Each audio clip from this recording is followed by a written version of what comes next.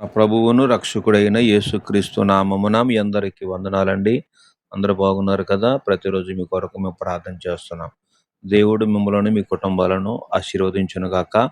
ఈరోజు దేవుని యొక్క వాక్యాన్ని మనం ధ్యానిద్దాము. ప్రసంగి గ్రంథము 8వ అధ్యాయము 2వ లైన్ మనం చదువుకుందాం. ప్రియమైన వర్లరా, నాతో కలిసి ఇక దేవుని వాక్యాన్ని మీరు చదవాలని ప్రేమతో తెలియజేస్తాను. అహంకారము గలవాని కంటే శాంతము గలవాడు శ్రేష్ఠుడు. ఈ కొద్ది వాక్యము దేవుడు ఆశీర్వదించునుగాక. ఆమేన్. అహంకారము గలవాడు కంటే శాంతము గలవాడు శ్రేష్ఠుడని దేవుని వాక్యం చెలవిస్తుంది.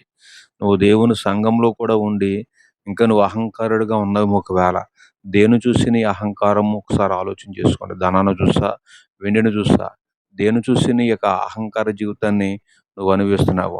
అటువంటి అహంకార జీవితం ఉంటే నువ్వు శ్రేష్టమైన జీవితాన్ని పొందుకోలేవు. కనుక నీలో ఉన్న అహంకారాన్ని విడిచిపెట్టి ఒక శ్రేష్టమైన జీవితం నువ్వు పొందాలంటే శాంతము గలవానిగా జీవించాలి. ప్రతి విషయంలో కూడా నువ్వు శాంతమూర్తి గలవాడుగా నువ్వు ఉంటే నీ జీవితం ఒక శ్రేష్టకరంగా మార్చబడుతూ ఉంటుంది. అటువంటి కృప దేవుడు దయచేయునుగాక. ఆమేన్.